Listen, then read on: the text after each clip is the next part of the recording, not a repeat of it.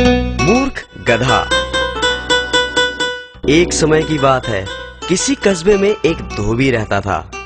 एक रात जब वह सो रहा था, एक चोर उसके घर के पिछवाड़े में आ घुसा।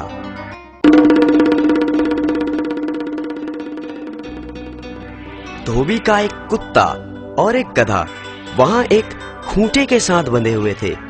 चोर को देखकर गधा कुत्ते से बोला, कुत्ते भाई, देखो चोर घर में घुस आया है और तुम भौंक नहीं रहे हो। क्या ये तुम्हारा फर्ज नहीं कि तुम भौंक कर मालिक को जगाओ? यदि तुम ऐसा नहीं करोगे तो चोर चुपचाप चोरी करके यहाँ से रफू चक्कर हो जाएगा। बात तो तुम्हारी ठीक है, परंतु तुम तो जानते ही हो मैं दिन रात मालिक के घर की चौकीदारी करता हूँ और तुम भी कोई कम काम नहीं करते, परंतु हमें मिलता ही क्या है? हमें ढंग से पूरा भोजन तक नहीं दिया जाता। ये बात तो तुम ठीक कह रहे हो, परंतु कुछ नहीं। मैंने तो सोच लिया है, मैं आज नहीं भौंकूंगा। मालिक को जब तक हानि नहीं होगी तब तक वो मेरी कदर नहीं करेगा। देखो, ऐसे आड़े वक्त में ऐसी बात सोचना गलत है। मुसीबत के समय अपनी मांग रखना उचित नहीं। मैं उचित अनुचित कुछ नहीं जानता। मैंने तो जो कह दिया सो कह दिया। ऐसे मालिक का भी क्या करना जो अपने काम से ही काम रखे लेकिन हमारा ध्यान बिल्कुल ना करे। गधे को गुस्सा आ गया।